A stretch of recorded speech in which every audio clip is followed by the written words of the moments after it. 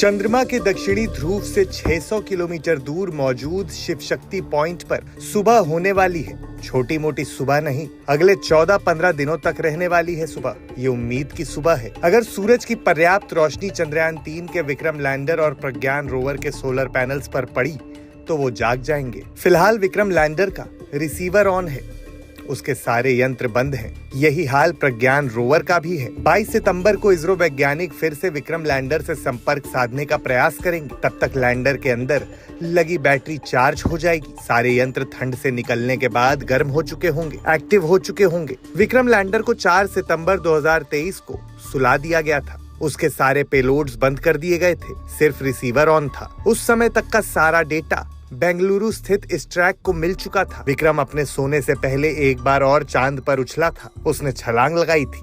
छलांग के पहले और बाद की फोटो भी इसरो ने जारी की थी, जिसमें जगह बदली हुई दिख रही है। विक्रम लैंडर को सुलाने से पहले नई जगह पर सभी पेलोड्स की जांच पड़ताल की गई।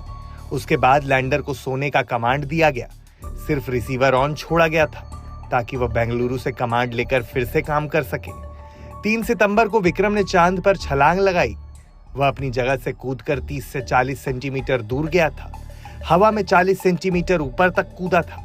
विक्रम की यह छलांग भविष्य के सैंपल रिटर्न और इंसानी मिशन में इसरो की मदद करेगा।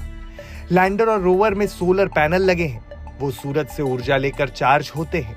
जब तक सूरज की रोशनी मिलती रहेगी, उनकी बैटरी चार्ज होती रहेगी। वो काम करते रहेंगे। हो सकता है सूरज उगने के बाद वो फिर से एक्टिव हो जाएं।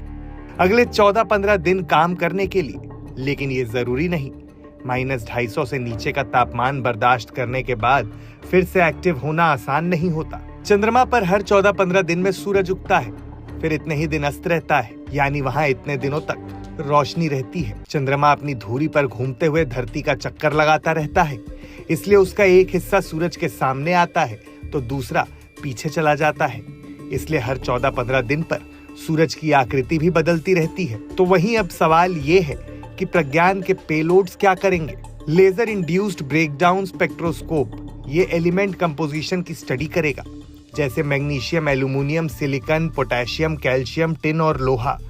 इनकी खोज लैंडिंग साइट के आसपास चांद की सतह पर की जाएगी।